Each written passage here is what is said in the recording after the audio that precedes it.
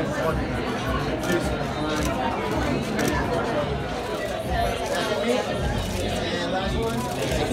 here?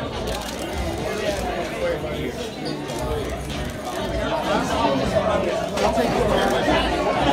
Yes, I'll take Thank you so much.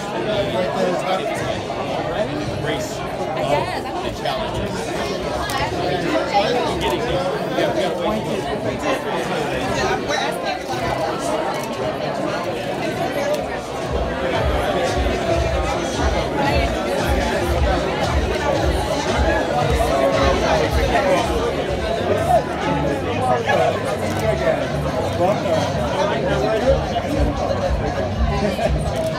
Right up on top.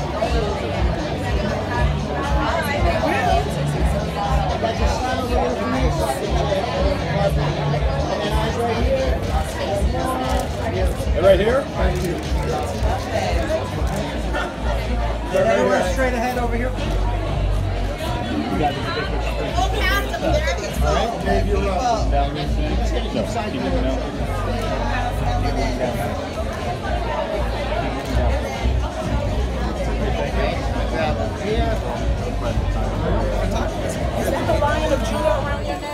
Why do you think this story was so important to be told?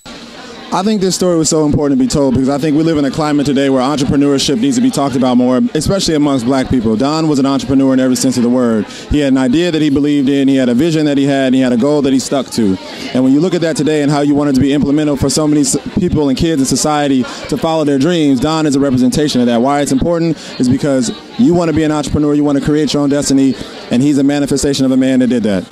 So for me, Soul Train came on after all my Saturday morning cartoons, and I watched, and that's where I first got a chance to interact and meet new artists. You know, that's the first time I met Snoop Dogg, was on Soul Train, and it was just where you went to kind of find out what was cool. You know, I didn't listen to like all the other stuff like MTV and The Box at the time, but I got a chance to watch Soul Train, and that's what introduced me to a lot of artists and a lot of music, so it touched me in a way in my childhood. Now, what can fans expect from the show when they tune into the season premiere next week? When you tune into the season premiere of American Soul next week, you can expect twists, you can expect turns, you can expect to find out about a man that you never knew about. You always knew him on Saturday, but you didn't know him Monday through Friday, and that's what we're about to find out in American Soul. Congrats on everything, sir. Great seeing you here tonight. Yeah. We're big fans of you already. Thank you.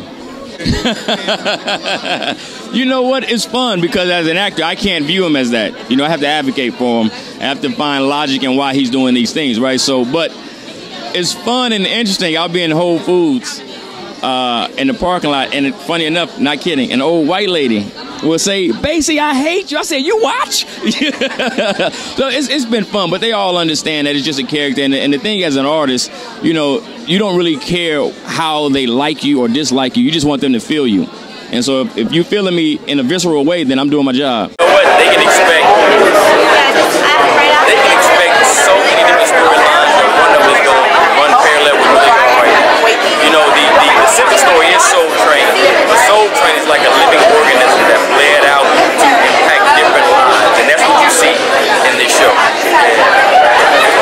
doing fine. Just glad to be living, glad to be breathing. Same old, same old. So, you know, American Soul is just, you know, based on Soul Train, which is such an iconic fiction of the black community. Why do you think it's so important for them to do a story now? I think people need to see the beginning of a strong period for us. You know, the 70s for us was all about black power, standing strong, the strong black woman, the strong black man, leading an example to show strength in our community. So I think it's really important that people see that. They need to see that. My character? I think you can see a good bad boy. I would call it like that. I would call a good guy in a bad scenario for me. My guy's very talented. He's a very thoughtful person. Very reserved though, but at the end of the day, he's a good guy, good intentions, just stuck in a bad situation.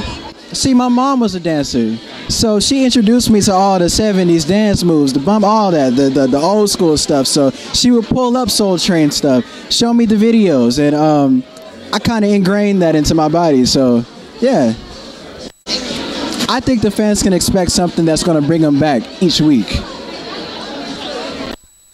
It's as simple as that. It's something that they're going to love.